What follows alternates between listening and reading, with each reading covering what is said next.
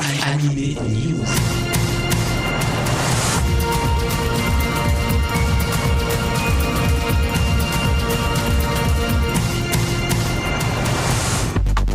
Bonjour à tous, c'est Alex au micro de Générique Kids avec Animé News. Animé News aujourd'hui est son 200e numéro.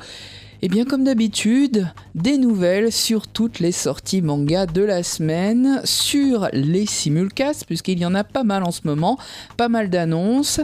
Et puis, nous nous retrouverons après Animé News numéro 200 pour le 9e hors-série d'Animé News et une rencontre avec Michael Almodovar, l'auteur des Torches d'Archilon.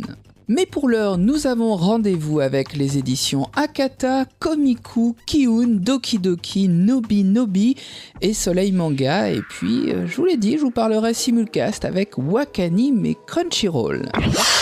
Un très beau manga par divers aspects vous est proposé aux éditions Akata. Il sortira le 9 octobre. C'est le premier tome de Orange, signé par Ichigo Takano.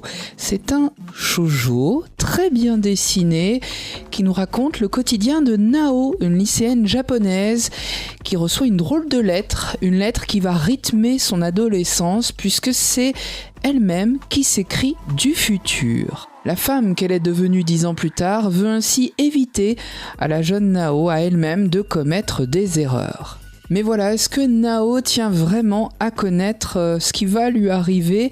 Est-ce qu'elle ne préfère pas être libre d'agir ? Eh bien, c'est là tout le sel de l'histoire. En tout cas, Nao n'est pas indifférente à un nouvel élève, Kakeru. Orange est donc un très beau manga, bien dessiné, bien narré, à découvrir aux éditions Akata à partir du 9 octobre. Et puis, je vous rappelle que le 9e hors-série d'Anime News concerne les éditions Akata, puisque c'est eux qui éditent les Torches d'Archilon, écrit par Michael Almodovar, qu'on retrouve en interview dans ce 9e hors-série d'Anime News, tout de suite après cette fin d'émission. Le 9 octobre, aux éditions Komiku, sortiront les seconds tomes du nouveau Tom Sawyer et de Sakamoto pour vous servir des titres attendus. On les a découverts cet été, c'était au mois de juillet. Et le 9 octobre sera également le jour de la sortie du premier tome de Rudolph Torquay, un nouveau manga décapant et détonnant. Il est signé Hiroko Nagakura. Action, aventure et comédie se distillent dans ce manga qui dépeint le quotidien de Rudolph Torquay, arrogant, insolent. Il aime le pouvoir, il aime l'argent et il vit aux États-Unis dans les années 50. Il est adjoint au maire d'une métropole qui s'appelle Gondland. Et on peut dire que sa conception de la justice dénote de celle qu'on connaît habituellement. 3 tomes sont déjà en cours au Japon pour ce manga, au dessin très stylé, très élégant pour un homme lui aussi élégant. Il aime en tout cas les jolies femmes et son insolence n'a d'égal que son talent. Rudolph Torquay, premier tome, c'est donc le 9 octobre aux éditions Komiku. De nouveautés à dénoter chez Kiun le 9 octobre dans la collection Latitude, collection grand format, c'est Coffee Time, un nouveau titre signé par Tetsuya Toyoda, annoncé comme une pépite. Coffee Time sera donc un one-shot. C'est en tout cas un recueil d'histoires courtes ayant pour thème commun le café. Des tranches de vie comme on les aime, très bien décrites par Tetsuya Toyoda, l'auteur. C'est subtil, c'est raffiné, c'est parfois relevé comme un bon café. Kiun, Coffee Time, le 9 octobre, et c'est signé par Tetsuya Toyoda dans la collection Latitude. 17 nouvelles à déguster avec ou sans sucre. Autre titre annoncé, il s'agit de Ressentiment, un pur ovni, un manga signé par Kengo Hanazawa dont le dessin va vous dérouter. Il ne faut pas se laisser rebuter aux premiers aspects par ce dessin un peu particulier, puisque l'histoire vaut vraiment son pesant d'or. La réalité virtuelle est mon seul refuge, c'est en tout cas ce que pense le personnage principal de ce seinen. 4 tomes ont composé la série au Japon, elle date de 2004 et Kiun vous propose une édition double volume, 450 pages donc pour le premier de ce double volume. Ressentiment, c'est en tout cas une sacrée satire du monde actuel, du monde virtuel et surtout du monde réel qu'on a peur et qu'on a du mal à affronter. Ressentiment, c'est signé par Kengo Hanazawa.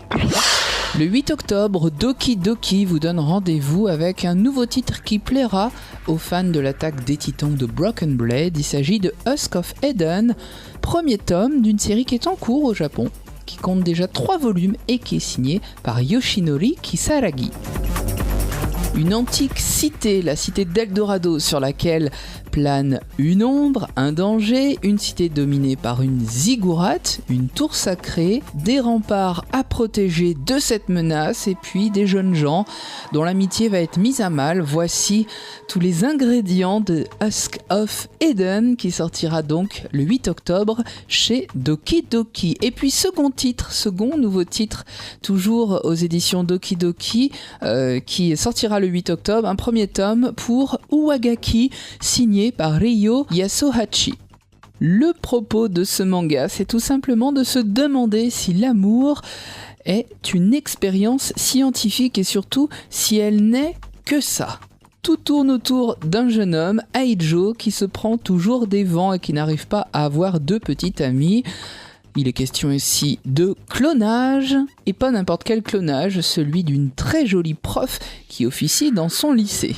Uwagaki, premier tome, signé par Ryo Yasuhachi, c'est donc aux éditions Doki Doki, et ça sort le 8 octobre. Une réécriture de certains contes, c'est ce qui attend les plus jeunes aux éditions Nobi Nobi le 9 octobre. Une auteure talentueuse, Chika Shigemori, qui réécrit les contes de Perrault ou des frères Grimm avec De Qui a peur, le grand méchant loup. C'est l'occasion de découvrir l'histoire sous l'angle du fameux grand méchant loup. Alors, est-il vraiment méchant ? C'est la question que s'est posée Chika Shigemori en revisitant les contes des 3 petits cochons, des 7 chevreaux et du petit chaperon rouge.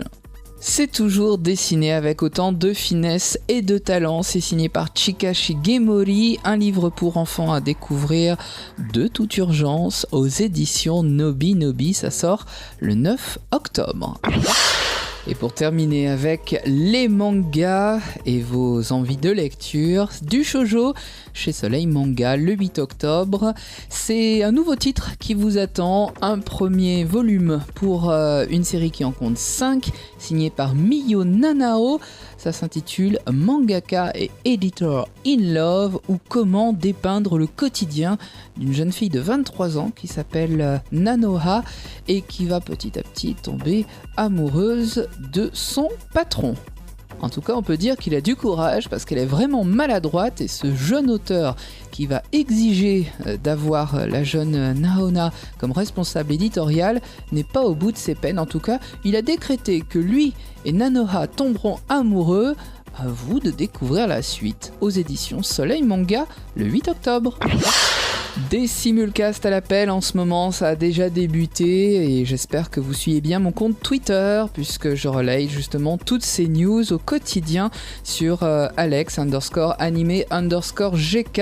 En tout cas, du côté de chez Wakanim, ça va bouger au mois d'octobre puisque Wakanim a annoncé la diffusion d'une nouvelle série qui est diffusée au Japon dans la case Noitamina sur Fuji Télé, une série réalisée au sein du studio A1 Pictures. Ça s'intitule Shigatsu wa Kimi no Uso.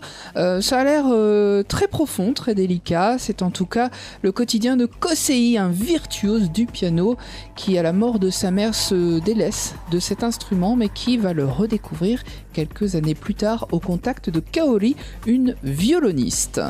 Cette série est donc annoncée pour le mois d'octobre et déjà le 2 octobre, vous avez pu peut-être découvrir la nouvelle série de la saga Gundam, Gundam Reconquista Inge, Gundam dont on fête les 35 ans cette année, donc nouvelle série, nouvel opus, ça a débuté le 2 octobre en VO sous-titré bien sûr puisque c'est du simulcast.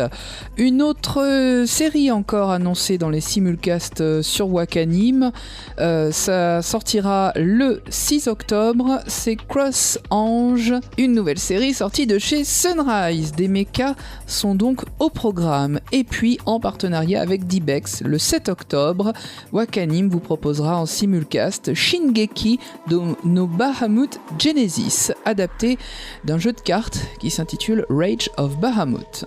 C'est donc une semaine très chargée sur Wakanim, mais je ne saurais trop vous conseiller que de vous connecter au site wakanim.tv et de surveiller tout ça.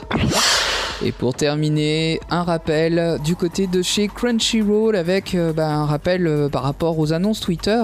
Les simulcasts de Crunchyroll ont commencé la semaine dernière, en tout cas pour le mois d'octobre, c'est logique. Le 3 octobre a débuté Selector Spread Wixos, la suite de Selector Infected Wixos du studio JC Staff. Et puis le lendemain, le 4 octobre, c'est une série d'action et de fantasy intitulée Madan no Ooto Vanadis qui a déboulé sur Crunchyroll. Une série donc réalisée au studio Satellite. Gugure Kokuri-san, c'est une comédie fantastique et elle a débuté quant à elle le 5 octobre sur Crunchyroll. Elle vous donnera rendez-vous bien sûr chaque dimanche à partir de 21h05. Et puis le 6 octobre, c'est une comédie, une série pour enfants dont la 3e saison donc sera disponible en simulcast sur Crunchyroll. Rendez-vous avec Les Insectes Morphes, une série très très très populaire au Japon, une série qui en est donc à sa saison 3. Tous ces simulcasts, vous pouvez les retrouver donc en quasi-direct du Japon sur Crunchyroll si vous êtes abonné premium, et puis il faut attendre une semaine de plus pour pouvoir les regarder gratuitement, toujours sur Crunchyroll. Ce 200e numéro d'Anime News touche à sa fin, mais quand le plaisir est bon, il continue, et c'est avec le 9e hors-série d'Anime News. Je vous retrouve dans quelques instants pour une interview de Michael Almodovar, l'auteur des Torches d'Archilon, édité aux éditions Akata. Surtout, restez bien à l'écoute. Et puis, je vous donne rendez-vous bien sûr sur nos pages Facebook, Generic Kids, Anime News, Anime Story, et puis aussi sur mon compte Twitter, Alex_anime_GK, puisque l'actu se vit au quotidien. Un grand merci, comme toujours, à notre partenaire, le site internet SunUp. Merci à Teddy de relayer le replay vidéo d'Anime News chaque semaine. SunUp vous permet de découvrir le Japon et toute la culture japonaise. N'hésitez pas à faire un tour, bien sûr, sur le site de SunUp. C'est très riche, c'est très varié et c'est bourré de rencontres. Anime Story, c'est le second rendez-vous animation japonaise de la semaine sur Generic Kids. C'est à partir du mercredi à 21h. C'est rediffusé jusqu'au dimanche. Ne le manquez pas, chaque semaine, je vous parle d'une série que vous avez aimée. Sur ces bonnes paroles, je vous donne rendez-vous d'ici quelques secondes pour le hors-série. Et la semaine prochaine pour le 201e Anime News. Vous êtes sur Generic Kids, vous y êtes bien, alors restez-y.